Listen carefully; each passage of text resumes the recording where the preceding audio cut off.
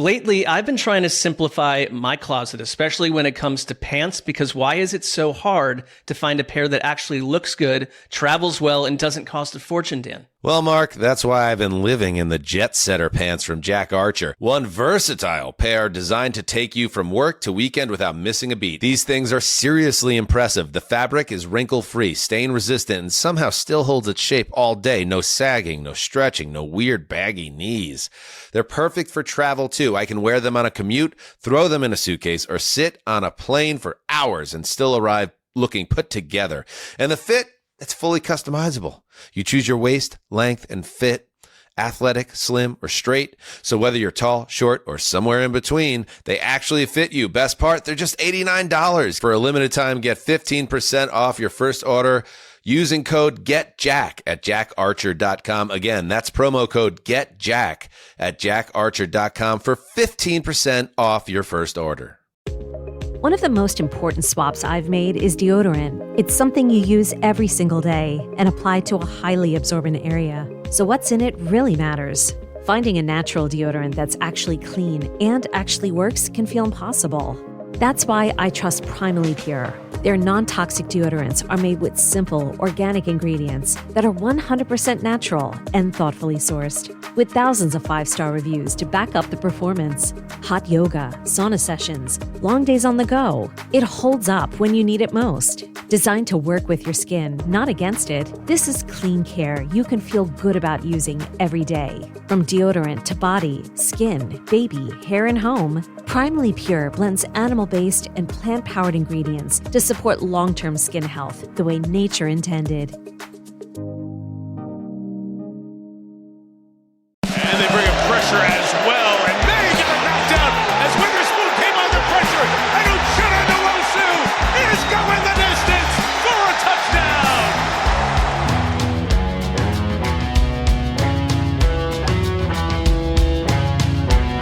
Hey-oh! Oh! Welcome to Heed the Call, an NFL podcast. Seconds after the conclusion of Super Bowl 60. The Seattle Seahawks 29, the New England Patriots 13. Seattle wins their second championship in their history, capping a brilliant campaign, front to back, offensive, defensive, and now we're going to talk about all of it. Dan Hanzus here, Marc Sessler, Arif Hasan, Justin Graver on the ones and twos. Sessy, we talked about how this was a weird, wild NFL season. It's not how the Super Bowl played out, but at the same time, and I don't want to be reductive and just say, let's talk about the quarterback. The Sam Darnold Seattle Seahawks just won the Super Bowl, and that is pretty weird and pretty wild. I mean, if you go back to August, we would be checked medically to suggest that was a given. But you are a Sam Darnold-led offense paired with what looks like a top 5 defense in NFL history that showed up tonight from wire to wire. It was a neighborhood crime. It was a rough evening beatdown, never really put into question. And Dan, you and I have been through a couple Patriots losses in the biggest of stages.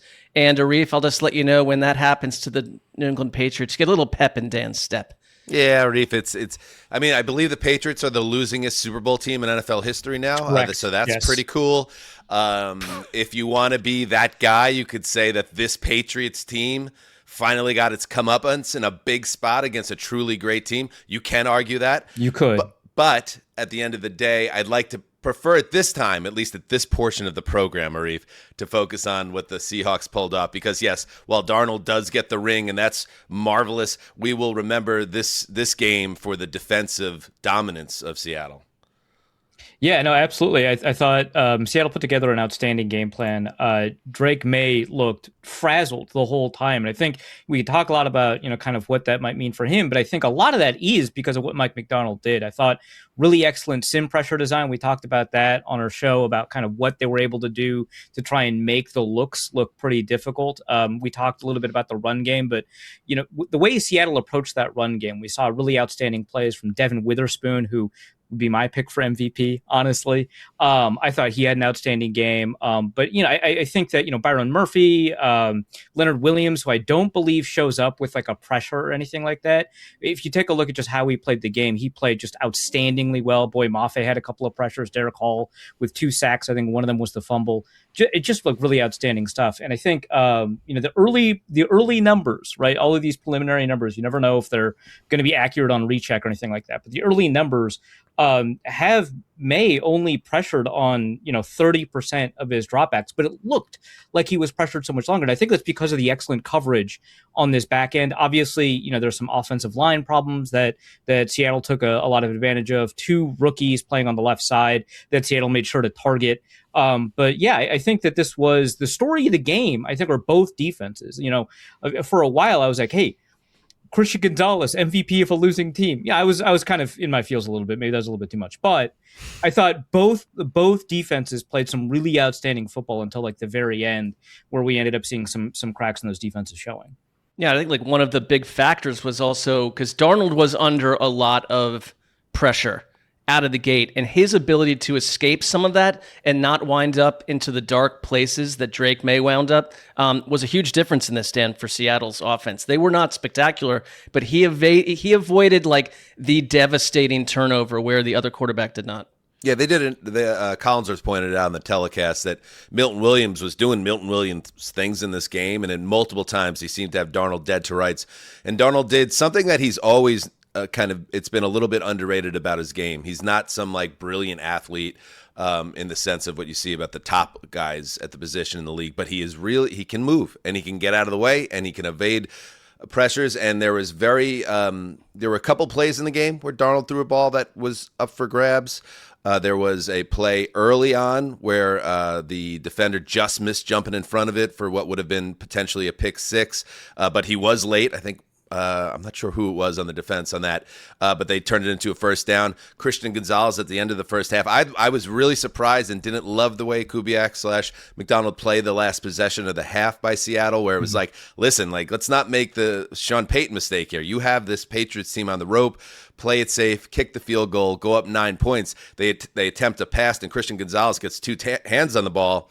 And, you never know. If he comes down with that ball, it stays at 6. The Patriots get the ball coming out of the half. Maybe it's a different game, but that is not how it played out. Ultimately, yes, this was Darnold playing mistake-free. Drake May not able to do the same thing. Drake May, what we talked about, the Seattle Seahawks defense, even though statistically they weren't in his kitchen all game, it did feel that way. And they also had 6 sacks in this game. In fact, the play that ended the game, the Nwosu, I sound like Chris Russo right now, when he plucks the ball out of the air and takes it back to the house, that is marked as an interception, not a sack fumble. Otherwise, the Seahawks would have tied, Arif, the record for sacks in a game in the Super Bowl. So, yes, that defensive front did dominate, but that was also a blitz there that essentially decided the game. So just like a great effort, and for Drake May, and we said this so much, like the Patriots are ahead of schedule. The Patriots are ahead of schedule. And one of the reasons why this was such a crazy story about the Pats was this is a second-year quarterback all of a sudden playing a game in front of 115 million people. And it did look like it that at times. I did think he kind of was seeing ghosts. And I'll use Collinsworth again here, Arif, as the example. The last interception, the one that he airmails to the middle of the field, very rarely do you have a commentator not even know what he just saw. But I think the Seattle Seahawks sped up May to the point where he was no longer playing his game, and he was kind of seeing ghosts. Yeah, absolutely. The Julian Love interception was so confusing, right? And it was the first thing I tweeted was like, Chris Collinsworth, who loves talking, had nothing to say about any of this. I don't know. I don't know what to tell you, right? and that is the correct reaction, I think, to something like that. When defenders are like getting into your pocket all the time, you feel like you have to speed up your process, and when you're speeding up your process, you're not kind of seeing the full field. Like we talked a little bit about how Drake May's progressions are like an old school quarterback's progressions, where he has to identify the defense first, and then from there he goes to his progression. And if you're just a little bit off, everything is going to break down, especially when a Mike Macdonald defense does a lot to kind of confuse you just a little bit. It looks just a little bit different than what you expected every single time. And that's exactly what happened. And I don't know what happened specifically in that interception, but I do know on like the previous like 7 or 8 plays, there was just like a compounding of mental mistakes that May was making, right? That kept on going on, except for those 2 Mac Hollins plays, which outstanding stuff. Like, it's interesting that May was the most prominent poor performer in this game, but also the 2 best plays of the game.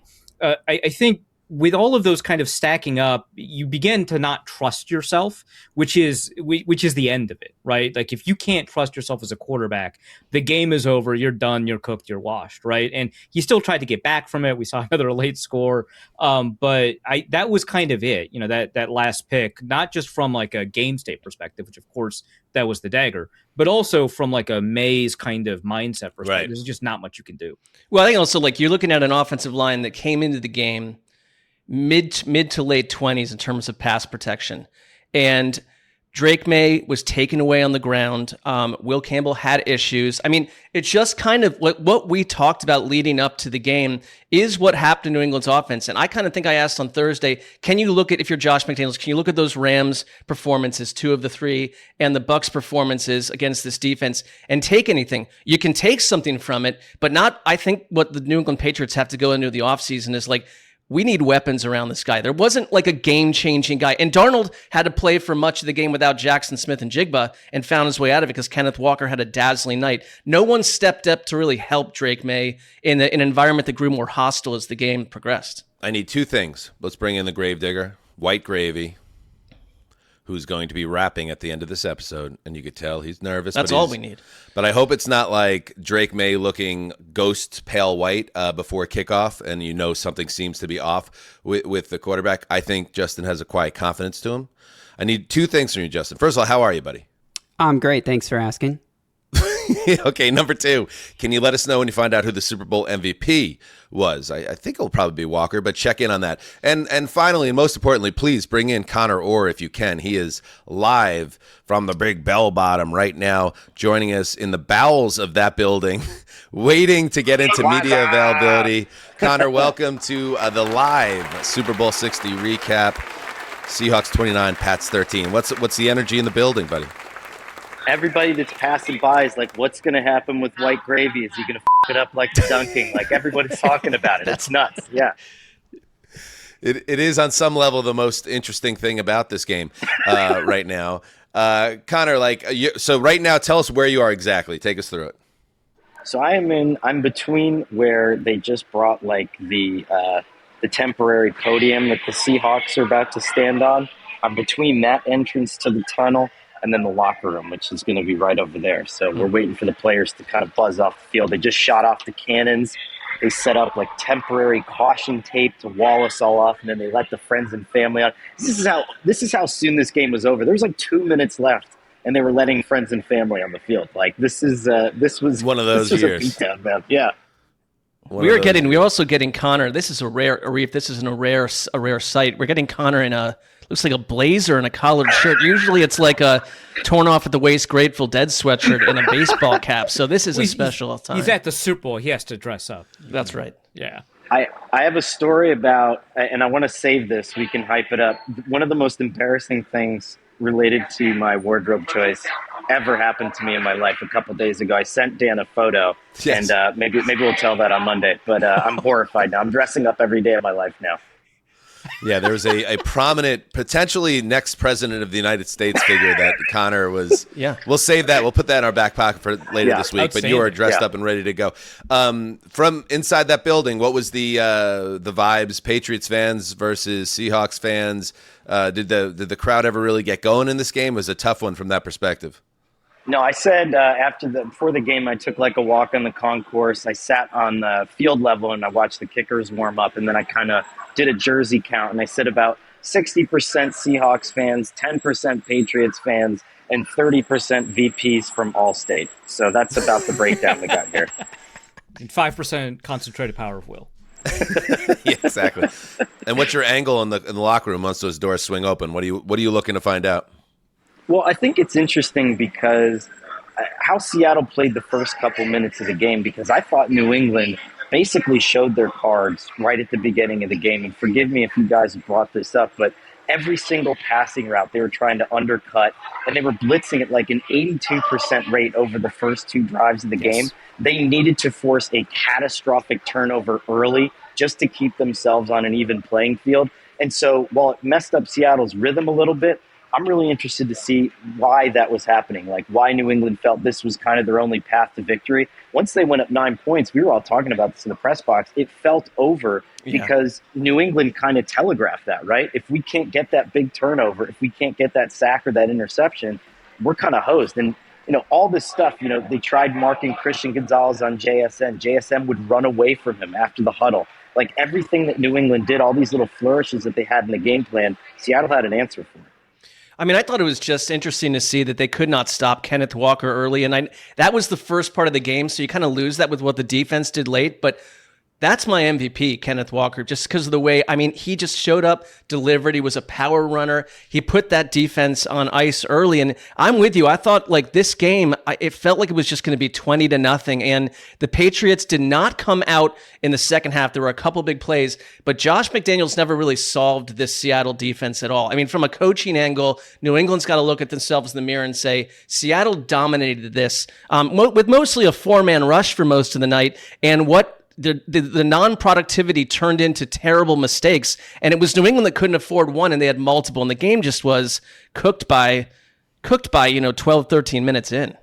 And I thought, Arif, you had a great point. It was so evident here, even just kind of watching him walk on and off the field too. After that first half, Drake May just started drifting towards the teeth of the rush, and that was something that Josh McDaniels worked on with him a lot in the offseason was, you're mobile. We're going to scramble earlier. We're going to leave the pocket earlier. You can do that. You don't have to necessarily step up. And I know that he kind of taught it a little bit differently than he used to. But May, I think, just kind of got it in his head a little bit. And when you look and you're able to see it kind of from the all-22, he didn't have a ton of options. I mean, there wasn't a lot of openings here. Seattle did exactly what they do, right? They suffocated to the point where you have to bring in more bodies to max protect, and you can't have that many receivers out there. So it was one of those things where New England desperately didn't want to play into their plan, but they had to.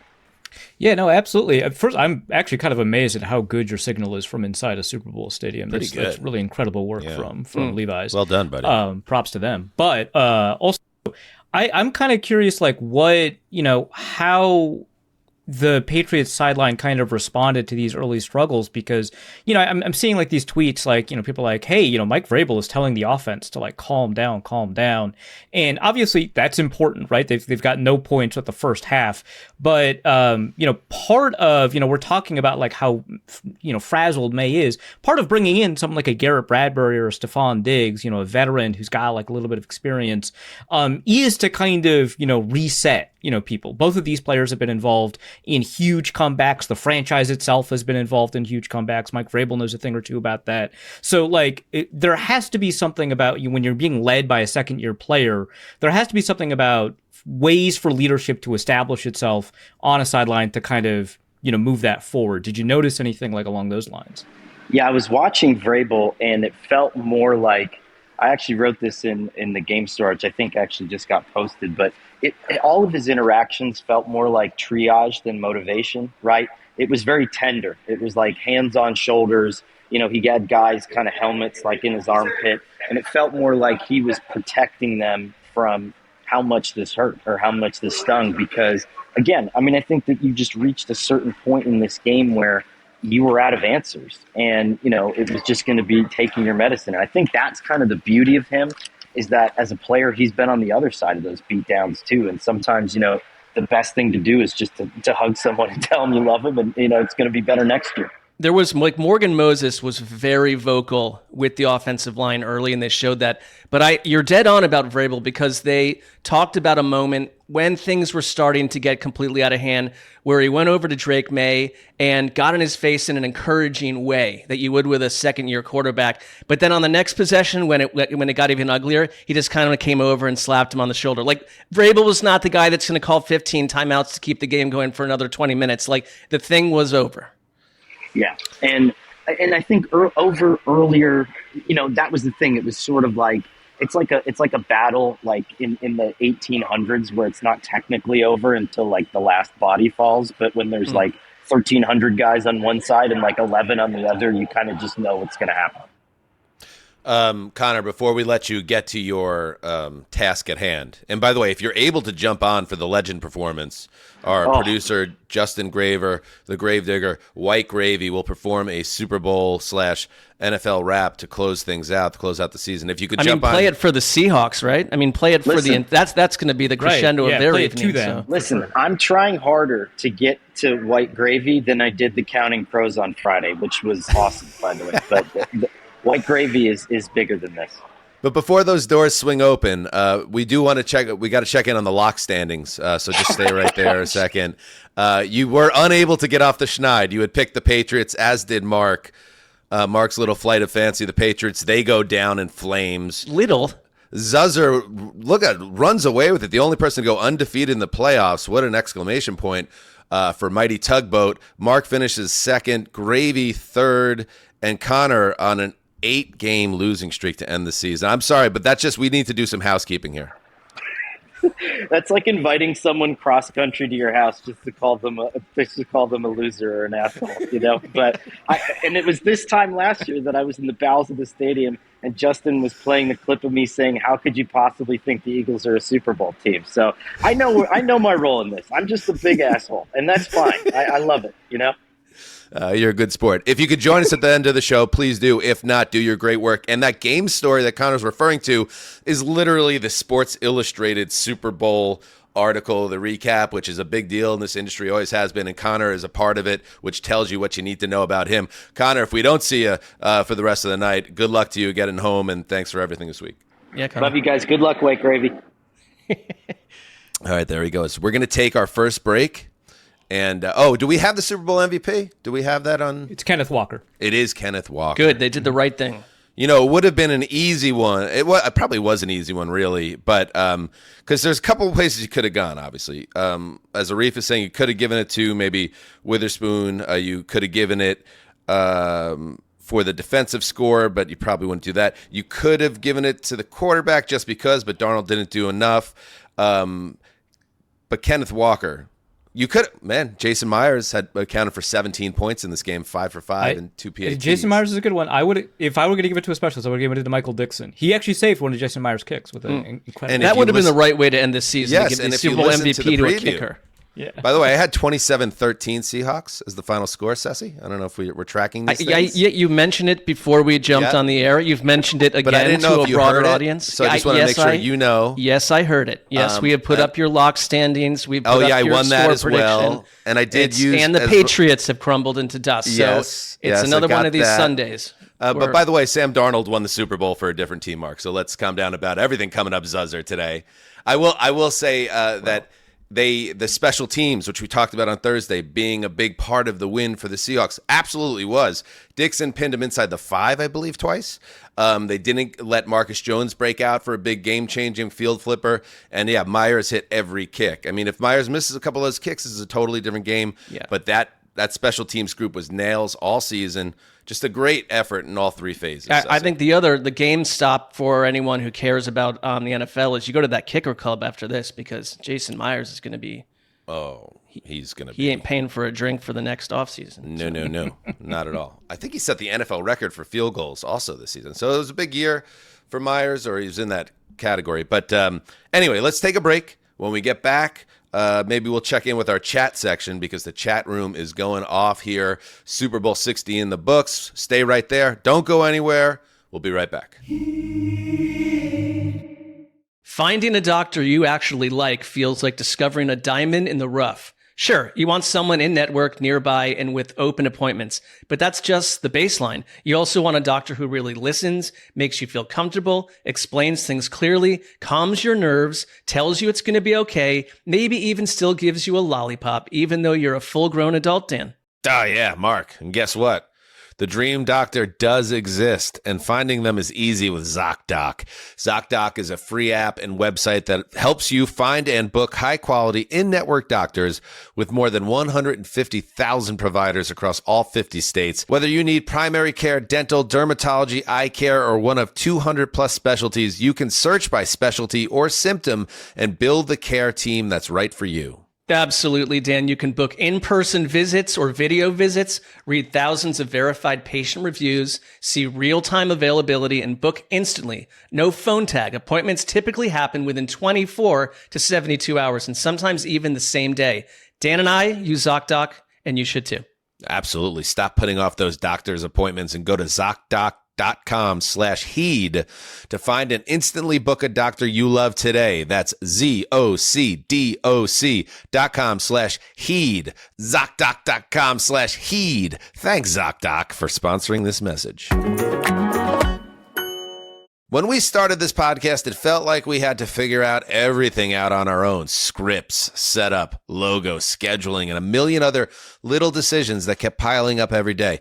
It was a little bit overwhelming, and honestly, it felt a bit lonely wearing all these hats at once. That's why having Shopify as a business partner makes such a difference.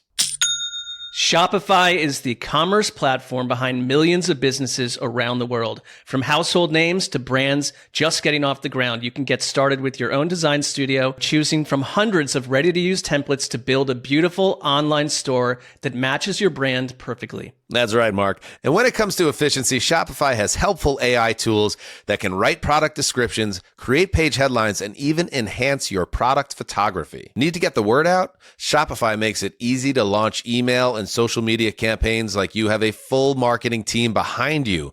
And if you ever get stuck, their award-winning 24/7 support is always there to help. Yeah, with everything from inventory to payments to analytics, all in one place, running your business has never been smoother. So start your business today with the industry's best business partner, Shopify, and start hearing. Sign up for your $1 per month trial today at shopify.com/HTC. Go to shopify.com/HTC. That's shopify.com/HTC. Alani in the backfield now. Play fake to him. Sam stops, looks, throws, got a man wide open. Touchdown, Seahawks! It is A.J. Barner. He could not wait to get out of that hotel. Talked to him yesterday. He said, I got to go hit somebody. A.J., how about catching a touchdown too? He does from 16 out.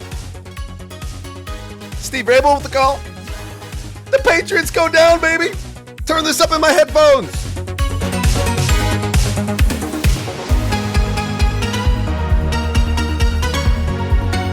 Come on, Sessy, you love it. No. I mean, you look like a Lego figure on LSD right now, which I'm loving that, doing that. Thank you very much.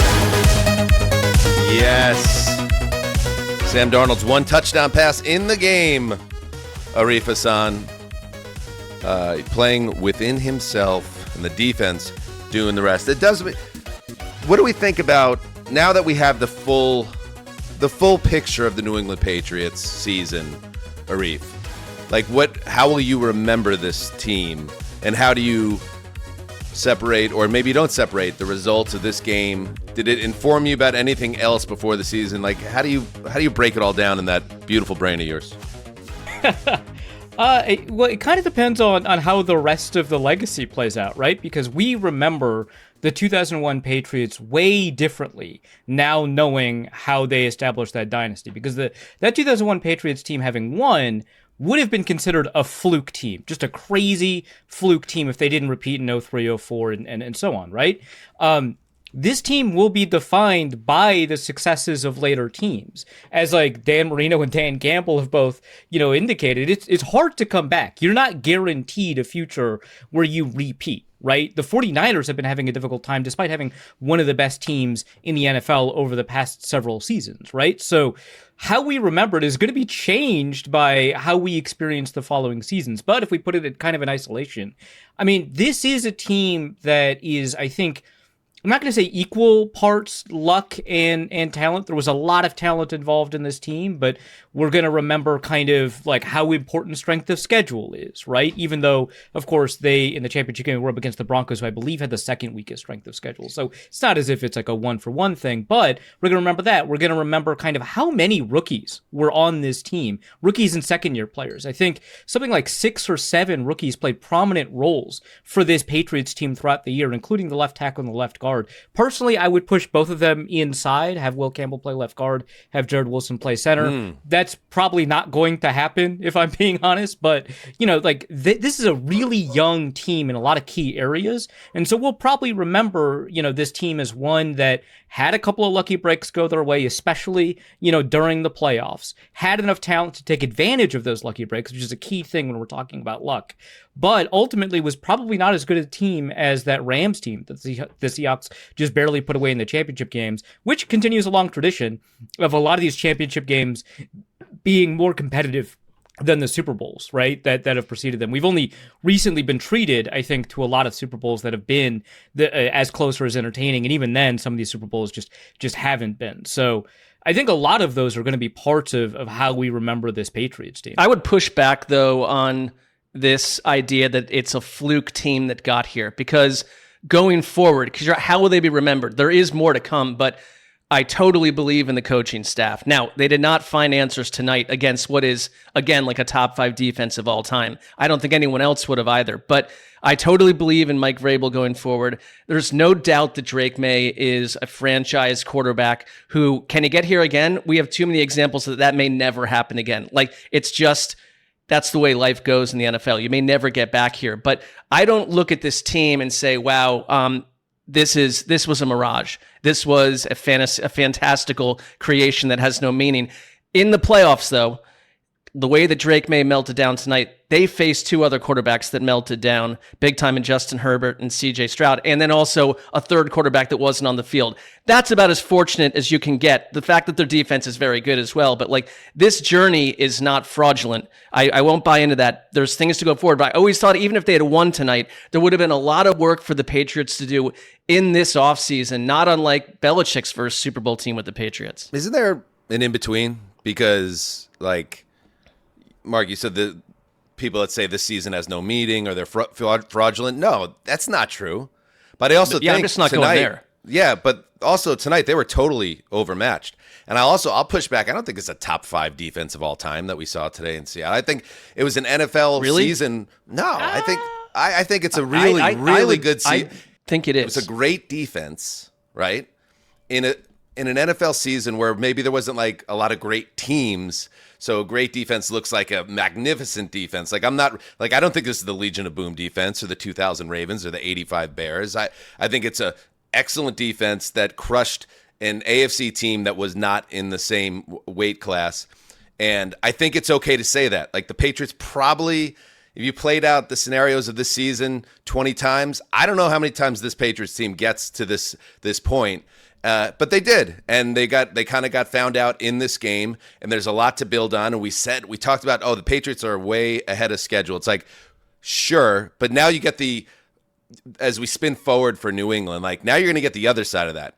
Because now you're going to get a first-place schedule coming out of this season, and you're going to have the challenges of being the team that made it to the Super Bowl, see Dan Marino in 1984, and now you're expected to be back. So they kind of get lumped now from this these overachieving young team on the rise with this brand-new head coach to a whole new set of expectations and probably a much more difficult schedule. So they're going to be a really interesting team to predict next year and also see what they do in this offseason and how they see, Arif, what do we need to do to get better, because they could either just make little tweaks here and there because they think they have the team, or they could do something a little more extravagant. We're going to find out in the next couple of months.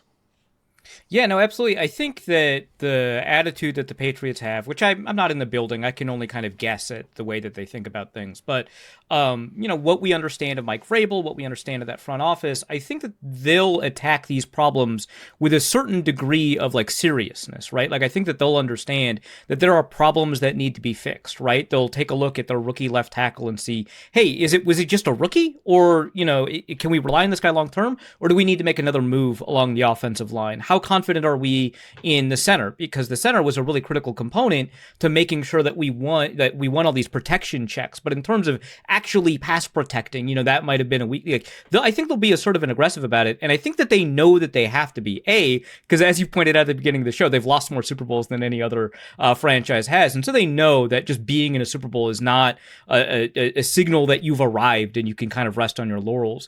It's kind of funny. It reminds me of Nick Saban said this back while he was coaching, a number of years ago. He just won another national championship, and of course he was ticked off. He was like, "Yeah, but I'm behind on recruiting," and that's kind of where the Patriots are, right? They're behind on a lot of the process that the coaches need to be involved in. They have to go right from this to the combine, and I think that they're going to take this with a degree of seriousness because they know that a lot of Super Bowl participants don't even appear in the playoffs the next year. The fact that you're a young team is not a guarantee that you'll improve or that you'll make it there. And I think that they also understand that maybe we'll push back against the luck narrative a little bit, but they did benefit from a weak schedule, which they may not benefit from the next year, right? And so I think that they'll be pretty aggressive about it. They might want to pair somebody with Christian Gonzalez. They might want to be really assertive about pass catchers, like we've been talking about, that there's just not enough weapons for Drake May to throw to specifically. They might want to take a look at that offensive line, maybe move Mike Onwenu to the best area for him because he's an outstanding player that you just want to find a best place for. But I think that they'll have to be aggressive, and I think that they know that they've got that ability, especially because now they can really sell themselves to free agents because of hey, we were just in the Super Bowl. Don't you want to be here? And, talking about the defense for Seattle and where they stack up, did you guys see Kyle Shanahan on the pregame show for NBC? Yeah, first of all, looking really sad. He, within seconds of him being introduced, he addresses the elephant in the room. He's like, yeah, I've been to this game a lot. It's some really tough moments in my life. I was like, oh, man, dude. You can avoid. We don't need to think about it today. Neither do you, buddy. Just take this paycheck. But he had this quote. I think there were two Super Bowl defenses this year, and it was Seattle and Houston. When I say that, it means they're capable of winning all on their own if the other side of the ball, special teams and offense, don't mess it up. And I think if you really want to break it down to the simplest form, in the playoffs, you saw what happened. Like Houston, for instance, against New England. Their defense did everything that they could do against the Patriots. And what happened? C.J. Stroud and the offense fouled it up. In the AFC title game, the Denver defense was awesome against New England in that blizzard, that last scramble by Drake May notwithstanding. But a big Jarrett Stidham turnover and the offense unable to push anything across after their second drive. It was this game where the defense again stepped up. The Seattle defense, but this time New England didn't get bailed out by the offense of the Seahawks making any big mistakes, or the special teams, which never makes mistakes. And they just met a complete team, and they were not ready for it at this stage. Gravy. What's up, bud? Yeah, I was just going to jump in to say that we got a bunch of super chats here. Maybe we can run through some quickly. Most of them are just comments, not exactly questions. Yeah, and before we do that, I just want to say shout out to everybody in the chat with us right now. We are we got over close to 1,400 people watching us right now. I know we're going to have tens of thousands that will watch the show after this, and you guys giving us the support and the juice. We love you guys. So go ahead. Mark doesn't feel the same, but that's how I feel. And I'll spend the entire show being spoken for. I very much appreciate them. All right. Thank you, Mark. All right. What do we got? Junior Nugget says, I had 2 surgeries, one planned, one emergent this week, and my urinary tract is still performing better than the Patriots. Hey, that's it. I mean, that's his $5. So. You're intact. Nice. Thank you, Junior What else we Nugget. got? Voltor, lads, from Debate Emergent. Club to HTC, you've created the best pod on the planet, sending best wishes from Chislehurst in England. Looking forward to Legends Rap to close out the season. Thank That place you, is on Voltor. fire right now. I would have guessed Chislehurst. that was a sausage. I'm Chislehurst. excited to learn that that's a town. That's new to me, and I love Yeah. it. What else we got? Carolyn One of the Lynn proud Wu 41. says, can't believe Sam is raising Lombardi before Josh and Lamar. What a world, with a little beehive Karen. emoji. Isn't that crazy? Is it one of the great comeback stories and resilient stories? And it does, Mark, it does talk to how a career is long, and we shouldn't be so quick to write people off. And now here's Sam Darnold at the top of the world. And it was interesting. They made a comment that, and you could feel this during this whole Super Bowl week, that so many other players in that fraternity of players like just admire what Darnold did, that we get that they would, and that's sort of pat, and of course that he's a likable guy. There's nothing about him that's offensive, and so easy to root for. But the job is you're getting ripped left and right with your mistakes. Quarterbacks being teared down after 1 or 2 seasons. Will they ever become anything? And like Darnold's kind of the poster boy to say, F you, be patient, wait, don't tell me where I'll wind up. Pats fan Ben, if you throw a flag for TJLT for moving half an inch, but don't throw a flag for 3 defense linemen being offsides, that's all I need to know. Someone's got to decode this one for me. I think TJ is the. So if you throw a flag for the left tackle moving half an inch, but when Will Campbell kind of moved back, his heels rocked back, and then they called a false start on him. I think that's what he's talking about. I know you're in your feelings a little bit, but I don't think that decided the game. But thank you for probably your didn't. support. That was the only penalty in the first half, I think. Yeah. Posted the moment Mark cursed New England on the sub. I mean, Junior Nugget again. We appreciate you. it was like 3 months ago, and they made the Super Bowl. I don't know if that's a curse or you ran into a real dark force called the Seattle Seahawks. Another one of the 41, Ashley. Who is the Seattle MVP? Walker. Yeah, we talked about it. Kenneth Walker. Who would have been yours, Arif, if people are just jumping on the stream? Yeah. So I would have given it to Devin Witherspoon, who I thought had an outstanding game, taking away their weapons. Obviously, with quarterbacks, really difficult because some of their value is stuff not seen on the broadcast tape. But then, of course, he shows up. I said that before he got that sack, and now I felt really vindicated. He's a really good option, and I swear to God, unironically, Michael Dixon. I swear he absolutely deserves, that level of Graver throwing up the horns for Texas alum Michael Dixon. He was outstanding. He had 2, not just inside the 20, inside the 5. He saved one of those field goals with excellent, catching the long snap that had been errant. Just a really outstanding performance. But I don't think you could go wrong with Kenneth Walker, who was amazing, outstanding, showed not just patience, but burst. And I think the thing about running backs that show patience is that you have to have a lot of one-step acceleration, which is really difficult. And that's why they don't teach running backs to be as slow to the line as Walker was in this game, because it's really difficult to have that kind of acceleration off the jump. And he had that. And that was all the difference for a lot of these runs, the ability to press lanes or wait and choose. Just really outstanding football. And it caps like a 3-game postseason where Walker has been playing at a completely different level. And if it's a night where, Darnold didn't make the key mistake, but their offense was pretty muted. Like Jackson Smith and Jigba and Rashid Shaheed combined for 54 yards. There was the deep shot to Rashid that could have, the game was essentially cooked, but could have truly ended it had he caught that. They went on to score. But there were a lack of big plays tonight. So Walker doing what he did had a lot of meaning early, and I thought set the tone and kind of closed the door on New England. I don't know if we brought it up on Thursday, but the special teams coordinator of the Seahawks is Jay Harbaugh, son of Jim. And who knows, maybe he is the next Harbaugh head coach. Junior Nugget again. Who wore it better, Matt Collins or James Pierce Jr.? All right. Well, listen, James Pierce Jr. got himself into a lot of trouble over the weekend. That is bad news for the Falcons. Remember, the Falcons don't have a first-round pick this year. They're trying to reboot the operation with a new coaching staff and new front office, and now one of their first-round picks from last year has a domestic incident and a police chase, and I believe the authorities had a quote like he's lucky to be alive. He's facing multiple felony charges, so that is a major thing to watch coming out of it in Atlanta. Mac Hollins, do you have the clip, Justin, of Mac Hollins, his pregame walk up?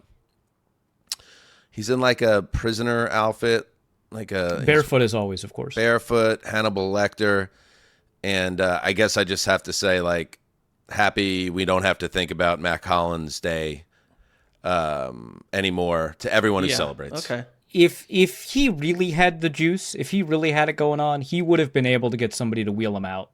Right? Yeah, I don't get this one. I'm sure there's something to it, but you can't go half Hannibal Lecter. Right, Yeah, exactly. the well going dry on Super Bowl Sunday is a tough one. But he went big, and he ends up going home. Look, there's even, I see that guy. He's like, what is this? I can't even get behind it.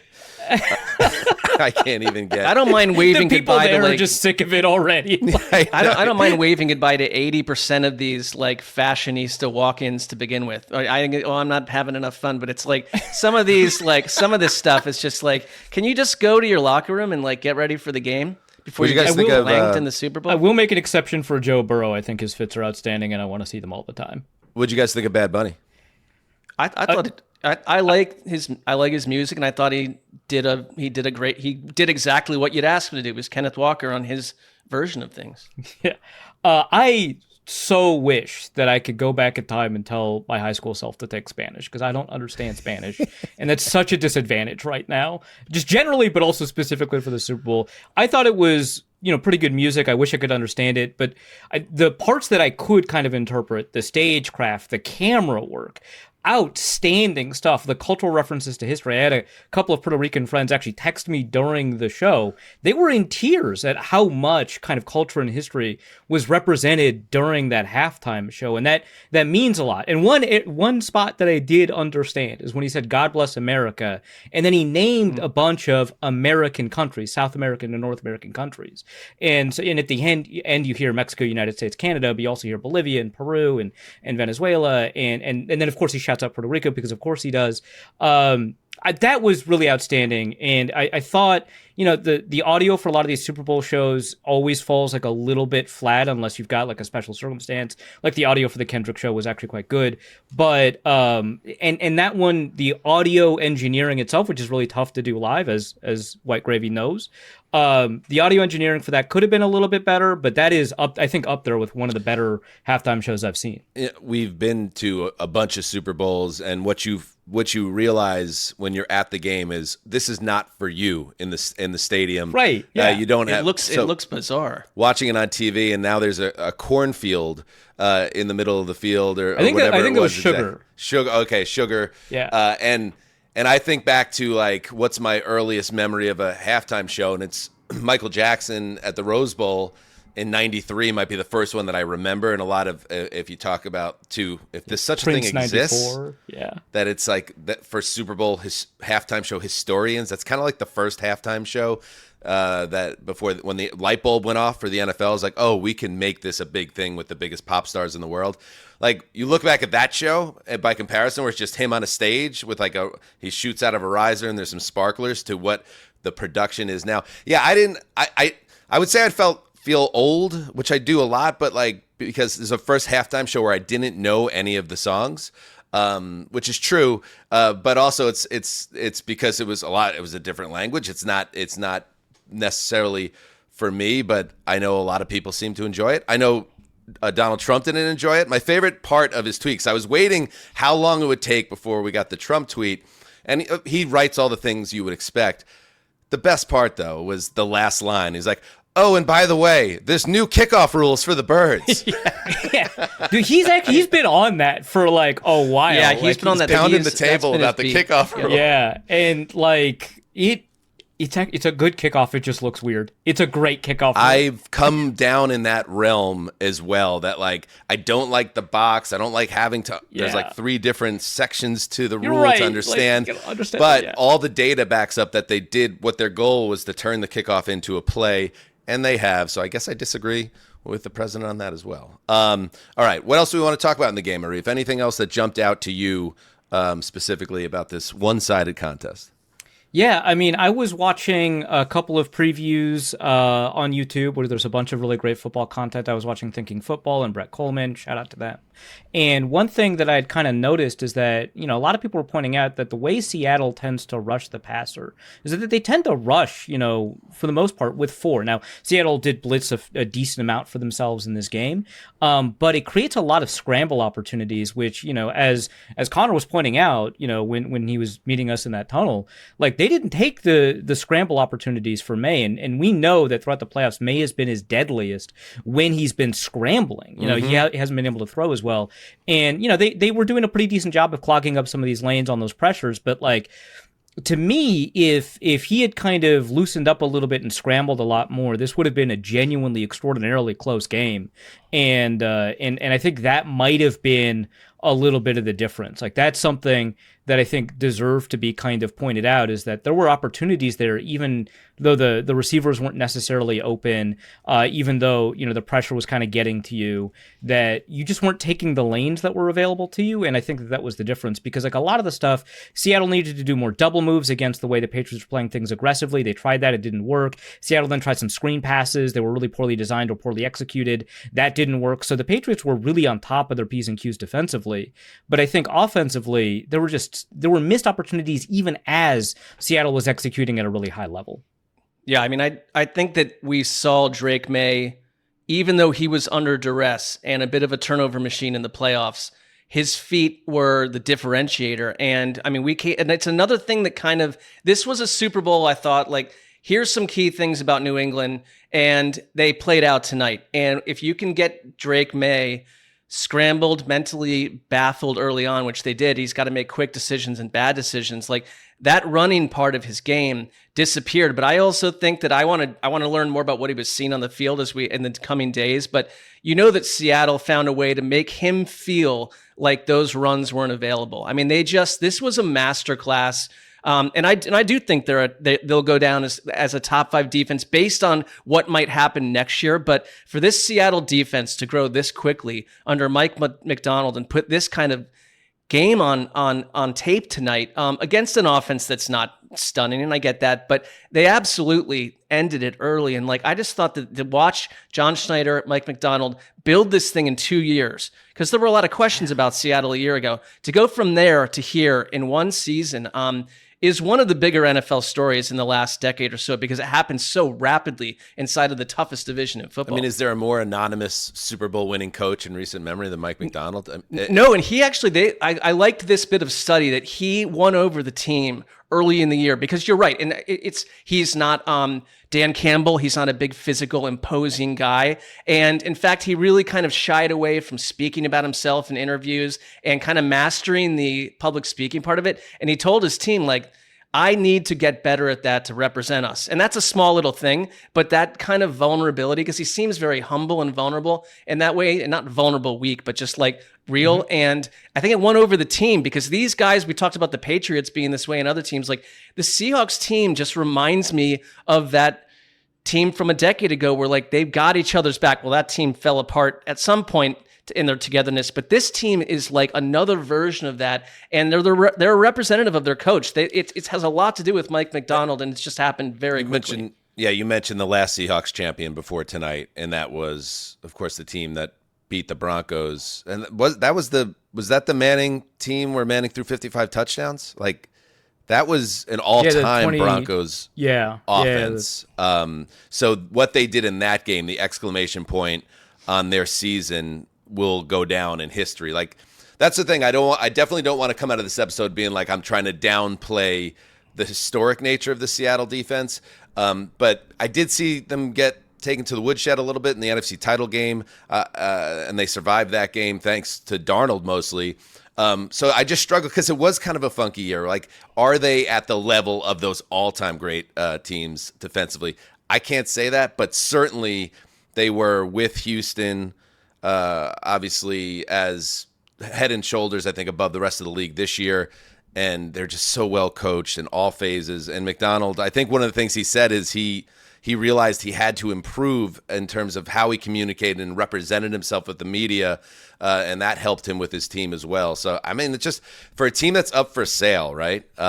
It's an very interesting time for a team to go up for sale as a Super Bowl champion that seems to be locked and loaded. Connor talked about it on the Thursday show, like you have, or on the earlier last week, that you have Darnold on a very team-friendly year-to-year contract, a great young nucleus. You have Schneider, a guy who was, by the way, the GM the last time they won the Super Bowl and got to the Super Bowl the next year, still there, and he's in his bag. This is a team that is set up. I know we say this a lot for Super Bowl teams. We said it about the Eagles like a year ago today, basically. But this feels like a team that's set up to contend again next year and potentially even get better. So it's good times to be a Seahawks fan. Yeah, I think on the all-time defenses list, I think they deserve to enter the conversation entering the postseason as one of the maybe the top 5 defenses of all time. If I think we had seen a little bit more against the Rams, we would have a little bit more of that conversation. But we saw such punishing performances from like the 85 Bears, the 2000 Ravens, the 2002 Buccaneers, right? Where the 2015 and 2013 Super Bowl winners, right? Where it is a little bit difficult, not to mention like going back beyond the 80s, right? It is a little difficult to place them on that pedestal without some of those postseason performances. But I do think they deserve to enter the conversation about where among all-time defenses they rank. When you take a look at, their EPA per play or their DVOA, which is where I think the best argument can be made, when you adjust their performance against opponents, they performed this well. They certainly deserve that level of acclaim. I think what always holds back some of these conversations is that when we remember the 85 Bears, we can remember a lot of names on that team. When we remember the 2000 Ravens, we can remember a lot of names on that team. People don't remember the fact that the Tennessee Titans in 2000 were also as good a defense as that Ravens team. And the only name we remember from that, like, unless you're really, a great old head, is like Albert Hainsworth, right? And he didn't have the best following, that doesn't. No, he got the bag from Washington and things got ugly real quick. Yeah. Lost his fitness test. Javon Curse, the freak. Yeah. Yeah, but I think that they deserve that. But I think as time goes on, we'll remember some of these names with the level of acclaim, and maybe we'll backcast and say, hey, remember that? That was one of the greatest, Devon Witherspoon, one of the greatest cornerbacks of all time, if he continues to have this kind of career, right? Or, if Boy Mafe, continues to get better, Byron Murphy, or any of those things. I think Legion of Boom, though, like in their first year, it was a lot of new faces. There was a lot of youth that weren't in the league before. If they do this, if they come in close to doing this again, Seattle, these guys are going to be household names. 3 or 4 of them. You can see the table being set for that. Go do it again, and we're having a different conversation. Mm-hmm. And great defenses close out games. We had the interception run back that obviously set off the celebration, but the game really ends. It's 19-0 early in the fourth quarter, and then, as we talked about, May and Hollins hook up for 2 long receptions, including a touchdown. It's 19-7, and then the Seahawks come out on the field after an initial first down on a completion to Shaheed. They go 3 and out and kick it back away. Now the Patriots have the ball, down 19-7, 10:40 to go in the fourth quarter. This is their time. Should they have went for 2 after the first touchdown? Yes. Probably, yes. They didn't, so it's 19-7. They take over. May misses a wide-open Austin Hooper. May missed a lot of open guys, but nobody was more open than Hooper in that spot. That's a big play at the 4-yard line. This was after another beautiful Dixon punt. Then May to Stevenson for 13 yards. Incomplete to Mac Hollins. Never had a chance. Hunter Henry short for 4 yards. Then you get a 16-yard run by May on a scramble, 7-yard pass. Now they're at the 37-yard line, but because of the Dixon punt and the coverage, after all this movement, they're still at only the 37. And then the May gets fooled on the coverage, throws the ball up for grabs. Jordan Love picks it off, ends the game. Great defenses close it out. So the offense showed a little bit of weakness there after the touchdown, and the defense said, no, this is our game. It's going to be Seattle tonight. That's what great defenses do. All-time great defenses? Well, that's a matter of debate. And that's what's fun about sports. Mark? Mark? You hush immediately. That's what's great about sports, Mark. All right, we're going to take one more break. Don't go anywhere, because now it's about to get crazy. Okay, we're going to come back. We're going to check in with a couple other things, and then our version of the halftime show, which will also be done in Spanish. Justin, I forgot to tell you that. Yes, no, that's a requirement. No. The Gravedigger, a.k.a. White Gravy, a.k.a. Legend, will do his live performance summing up the 2025 season. After this break, stay right here or run for your life. Everyone wants their money to do more, but without the stress, the jargon, or the confusion. That's why TELUS feels refreshing. Yeah, TELUS started out as a property management app, helping owners and managers collect rent, communicate with tenants, and stay organized. But now TELUS goes beyond that, helping everyday people grow their money. Yes, Mark, TELUS is reimagining how everyday people can grow by offering a high-yield savings wallet powered by real estate. The app includes a digital wallet designed to help your money go to work for you while keeping everything simple and transparent. Exactly, Dan. You can move funds in and out easily, track your daily growth clearly, and access your money whenever you need it. And the best part? There are no processing fees, no locked up funds, and no fees to open or use TELUS. You can also earn better rates by building positive habits like learning through TELUS daily trivia or simply setting goals for yourself.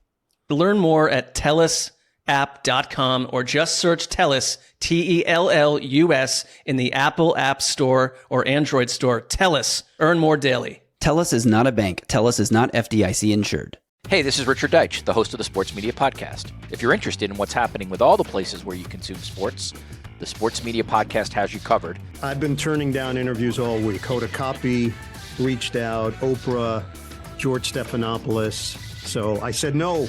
I was booked on the Deitch podcast before the Taylor Swift phenomenon. I must live up to my responsibility. Listen wherever you get your podcasts. Sound familiar? I'm Paul Crucius, CEO of Here.com. If you've been missing words in conversation, I want to tell you about Horizon IX, the life-changing hearing aids giving hope to thousands. Developed by Germany's top engineers, this tiny device uses two processors to enhance speech and reduce noise for unmatched clarity. Hearing is believing. So go online and visit Here.com/clarity today to try them yourself with our 45-day no-risk trial. That's HEAR.com/clarity. 3rd down and 5. Stevenson in the backfield now with a wide slot to the left side. May steps up in the pocket. He gets hit. Ball is on the ground. Seahawks fall on it. Murphy. Seahawks have it. Byron Murphy comes up with the football as May is hit. Murphy and the defense run all the way to the far end zone, which has the Seahawks logo. Seahawks get the ball. Steve Rabel, Seattle Sports 710 with the call one more time. I did want to get a little Zolak, the human sentient Powerade bottle, call from him, but there wasn't really an opportunity. So Rabel it is throughout today's program. I don't want to be with the human Gatorade bottle after a loss like this. I think Powerade. He wishes he was a Gatorade. Yeah, Powerade bottle man. Like I feel like he might be the last person in town I want to encounter and spend time with and download on this operation. But there are probably a lot of morose, sad, sober. I'm picturing like Zolak and like Portnoy and Mark Wahlberg all just like walking out of that building, head down.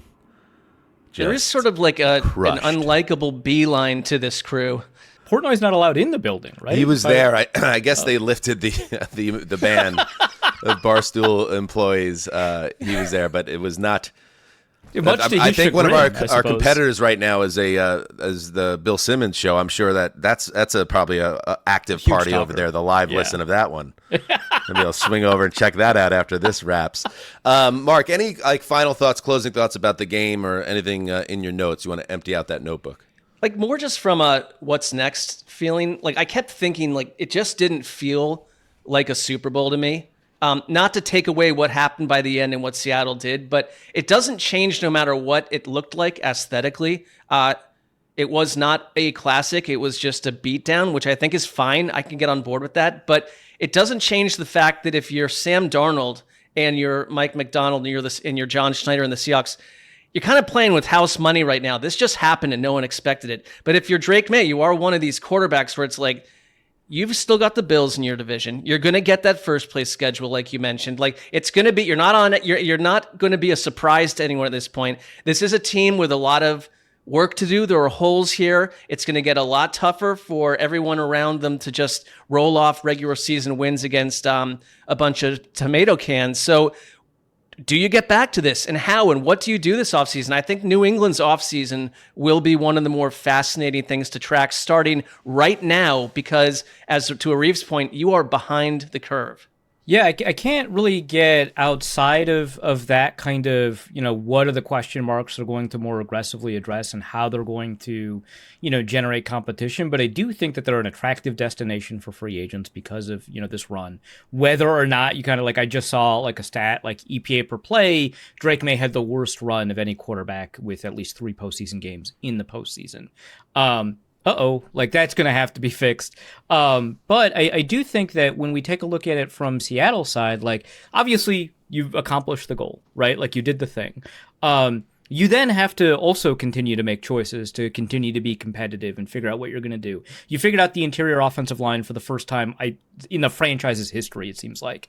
And you've got, more from your offensive tackles where there were injury concerns than you ever thought. But it is a team that benefited a little bit from injury luck. So are you going to, round out that depth? Because I do like the depth on the defensive line, but I don't know where else that depth aside from running back is there for you. Are you going to pair someone with Jackson Smith and Jigba? Are you going to see if you can get a little bit more juice at tight end? Not to diminish AJ Barner, who had an outstanding game, but if you can get a little bit more out of that tight end position, I think you're happy at safety. Obviously, I think you're happy mostly at cornerback. I think, there was questions about Reek Woolen being traded before the season. Those questions are kind of going away, but in 3 cornerback sets, are you happy with Josh Jobe?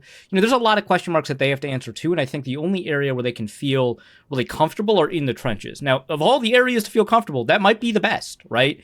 But there are areas where you do have to be a little bit more aggressive, and you don't have to worry. Sam Darnold obviously is a veteran quarterback, but you're going to have him for a couple more years. It's not as if it's like a 39-year-old or something like that. But you got to start cogitating about quarterback as well, maybe long term. But I think New England is just a much more interesting off-season question, and I am really curious about how they're going to approach the offensive line, whether or not they're going to get edge defenders, what they're going to do, at linebacker beyond, kind of the non-traditional linebackers that they have, if they're going to pair someone with Christian Gonzalez and so on. My final thought is the one that's been on my mind for these 2 weeks. I think you have a Schefter tweet here. From seeing ghost to seeing silver and his reflection. Oh okay, my God. Adam, he was a writer once upon a time, ladies and gentlemen. Oh my God.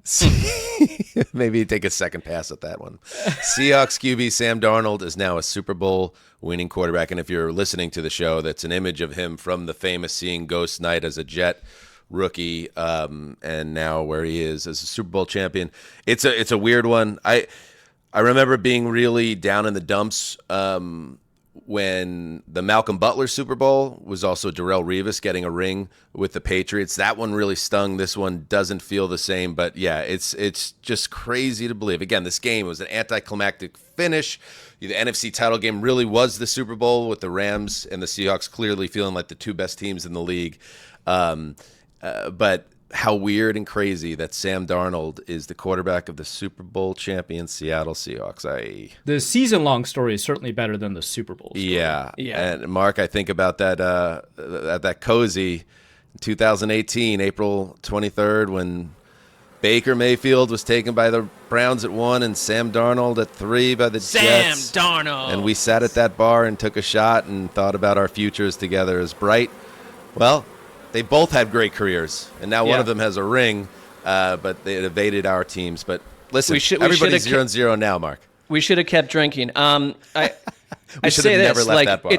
It's a great study though. Quickly, that Sam Darnold or any quarterback that gets drafted this year and on a bad team, and it's the whole thing is surrounding the Drake Mays of the world early on, 700 days into their pro career, with people around them and coaching that can support them. And these bad teams can't do that, and they'll never wind up in the Super Bowl with the Sam Darnolds of the world. They're going to go to another team and succeed somewhere where organizationally they can support the most important position in sports. So I'm kind of mercilessly am not going to point to my own team and say, why can't you do it? I can see why you can't do it. Exactly. And I can see why Seattle can do it.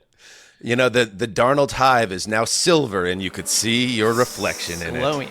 Tying it all together, Arif. Oh man, that would have gone a lot better if if I don't know if it was Photoshop or AI, but my creative direction, which I'm a writer, not a graphic designer, my creative direction would have been to have the ghosts of Sam Darnold past handing him the Lombardi, so that good. he's seeing ghosts, but is positive now, right? And it symbolizes how all the quote unquote failures in his journey ultimately led to his success, right? Which is a lesson for us all, right? That our failures kind of teach us more than our successes.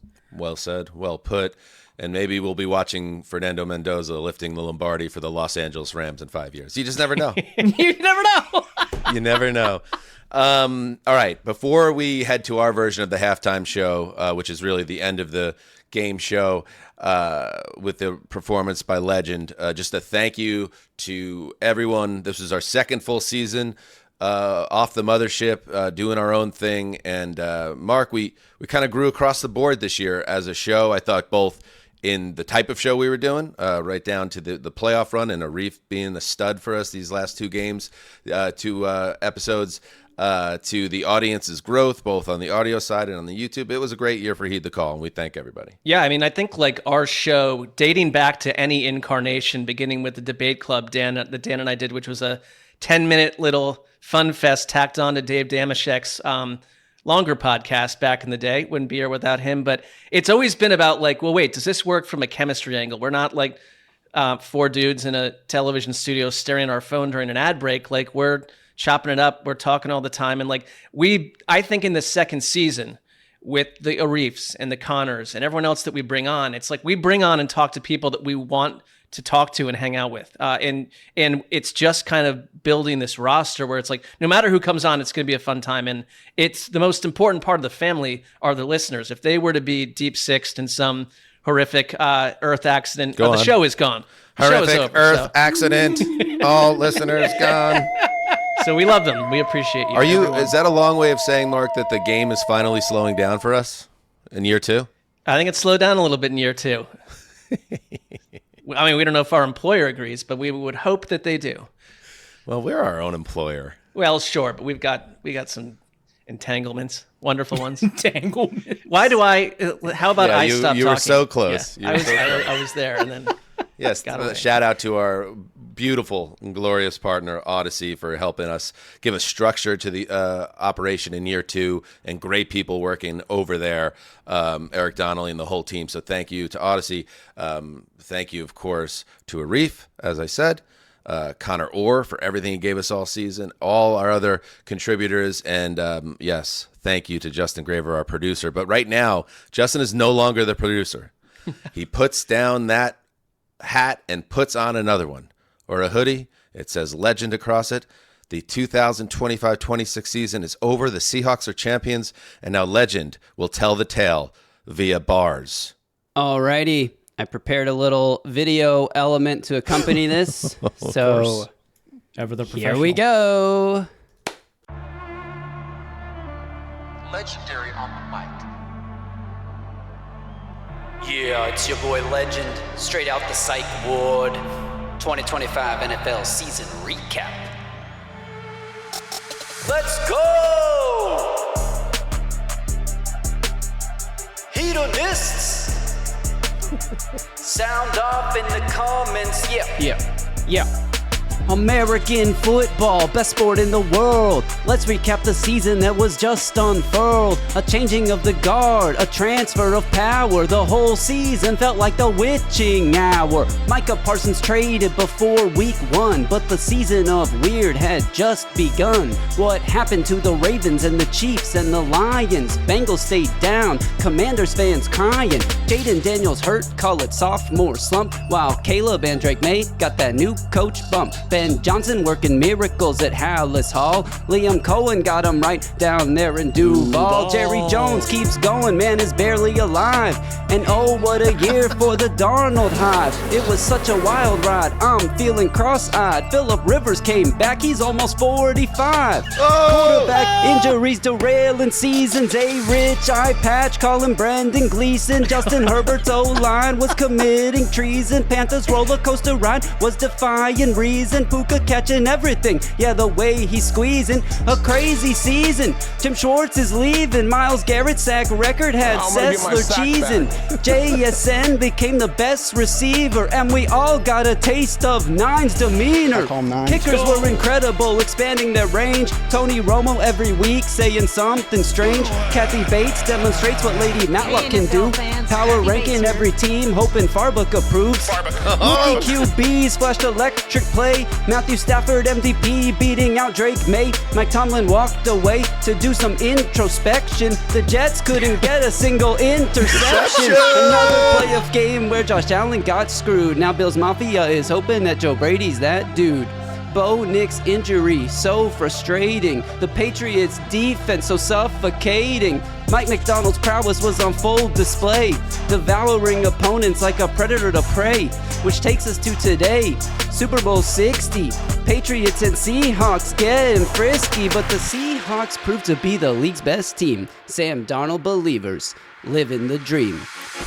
25, it was dope as hell. Gotta say the script writers really scripted it well. New Balance recaps got nothing on me. Don't you know who I am? I'm White Gravy. He did it. Let's go. Heed the call, everybody. A plus.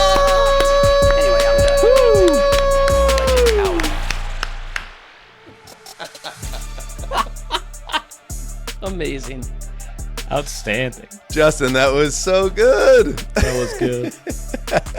You nailed it.